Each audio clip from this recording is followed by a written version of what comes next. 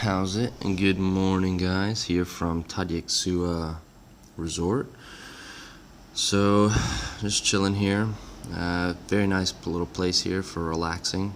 Sitting in this rocking chair by the river. We really enjoyed our stay last night. It was a nice early night for us. It was actually pretty cold out.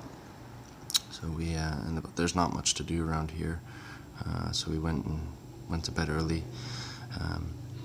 Now today we're going to be driving back to Paksay all the way.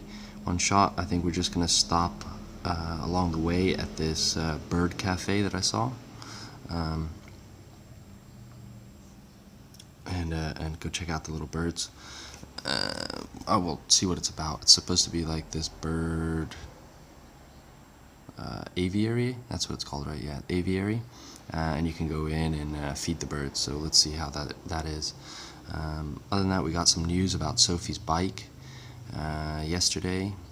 Basically, the guy, he gave us a really big bill for him to rebuild pretty much the whole top end, like redo the valves, timing chain tensioner, timing chain guides, piston and rings, rocker arms, the cam chain drive. I asked him, do we really need to do it all? And he said, no, not really. He could drop it down to like $100 and just do the piston and rings and get by. But in the end, we decided to just go ahead and fix everything on the bike. So that, even though we're going to sell this bike in like less than a month, we'd rather want to sell something that we're confident about to somebody else, so they have a good product and a good bike, and we don't leave them out to dry. So we decided to just go for it all, and it's going to cost us about $350 compared to, he said, if we wanted to do the bare minimum, it would be only about $100. So but anyway, it is what it is, and hopefully we can recoup that when we sell the bike, or some of it. But at the end of the day, it's better. We'd feel better about it, selling someone a good bike, than knowing that there's still some small issues with it. But yeah, so I'm just kind of waiting on Sophie now. I think we're gonna have a little breakfast here, and then hit the road. It's not a very far drive, so it should be an easy day. But I tell you what, I'm loving this chair. Yeah, this is like an Asian lazy boy. Like, look at this, kick back, relax, full recline, but it's all out of wood, and I don't know, it's like a rocking chair too at the same time. Like, I think this is just a great product. Like, I don't know why nobody's selling these in America. It's like an orthopedic rocking chair lazy boy.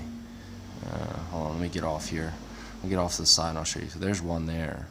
It's got like this little orthopedic, like trucker bead hanging thing here. I'll show you what I'm on. Or maybe I'll sell it to you. All the sales features here. So there's your orthopedic trucker bead thing. So, and then a full recline. Look at that action. Not really full recline, but kind of. But this I think this is the next hot ticket item in America. We need to get this on Good Morning America and sell 1 million units of these. I think people go crazy. This is like everybody in the South should have one of these on their porch. Like, I don't know. So if you want to get into it, give me a shout. Let's make it happen. But yeah, anyway, I'm just joking around. But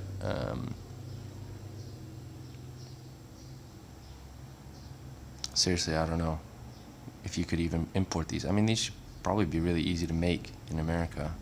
Wait, here's Sophie.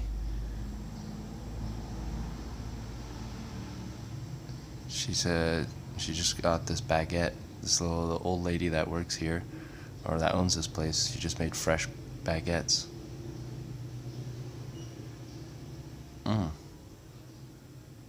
Tasty. Homemade baguettes. I'm gonna have to get a few of those before we go. Anyway, we're gonna go and get some breakfast, and then we'll see you guys on the road.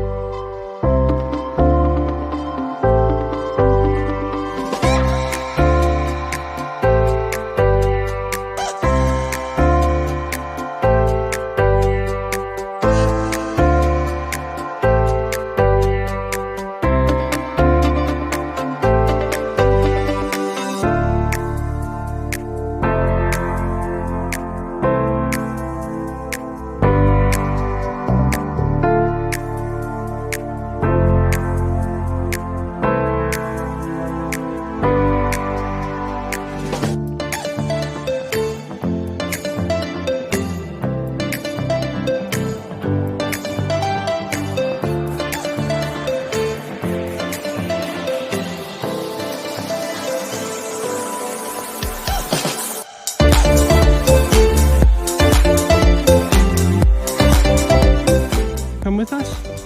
Come on.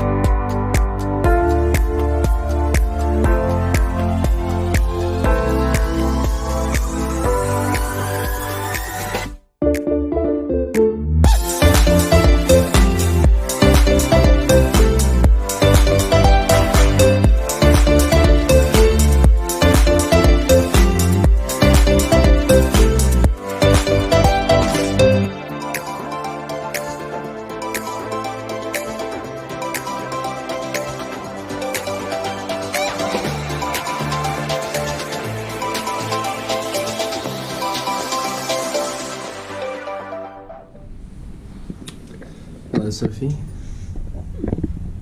Second room here at the Paxe. We've upgraded from an eco to a standard. Moving up in life.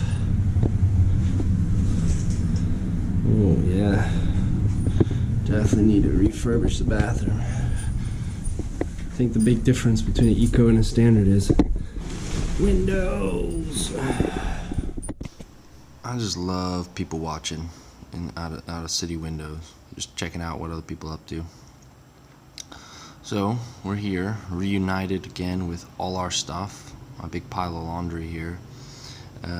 So when we were going the last 2 days, we only had like one backpack, and now we're back with all our saddlebags and all our things that we don't need. Literally every time. He's chatting. Anyway, literally every time we're in a hotel, literally our bags just explode, and in like 5 minutes the whole room is covered with all our things, which honestly, like 90% of those things we don't really need. We literally wear the same riding clothes all the time, and then usually just the same comfy clothes whenever we arrive somewhere. So we're gonna try, when we get back up to Luang Prabang, to try and filter through it and minimalize our travel bags. Let's see, I mean, my goal is I want to just break it down to like a duffel bag, one duffel bag.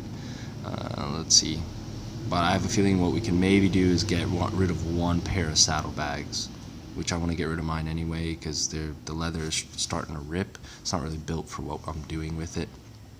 So I think I need to send them back home to the States and keep them for when I'm older and I have like when I'm just riding on the road, and use it on a road bike or something, because I think all this little off-road dirt roads are just tearing it up.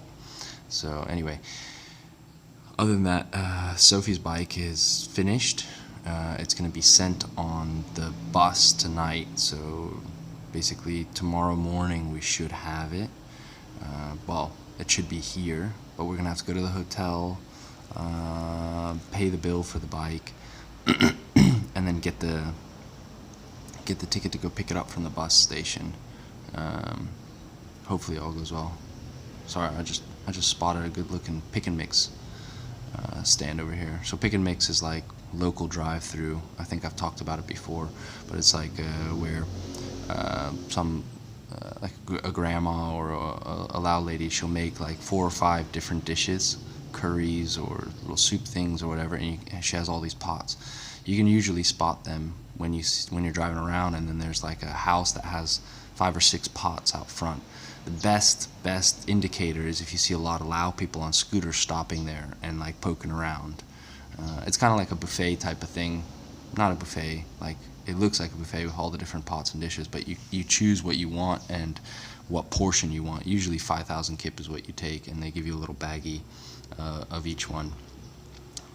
Really good and cheap option if you're traveling through Southeast Asia. But anyway, back to Sophie's bike. Hopefully tomorrow it will arrive and everything will be good and dandy, and we can just pick it up and hit the road, because we're gonna try and pick it up and then go straight onwards to the Ho Chi Minh Trail. So depending how long it takes to get our bike tomorrow morning and what time it arrives will depend where we go. We're gonna either try to go to Salavan. If we can go further, we're gonna go to Ta Oi. If we can go further, we'll go to I forget it. It's like a Dong something, but it's middle of nowhere. I think Ta Oi is our best bet, best hope. Furthest we'll make tomorrow. If not, just Salavan, but we'll see. So anyway, catch you guys tomorrow. We're gonna get ready for the next day's ride.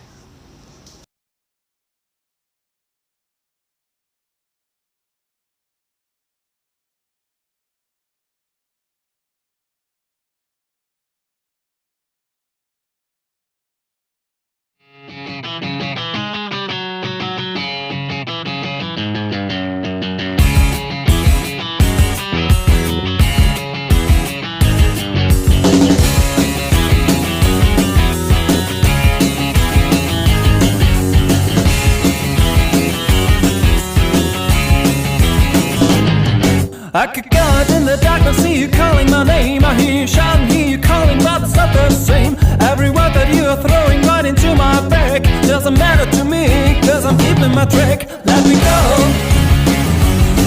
let me go, let me go. Stop talking, let me go.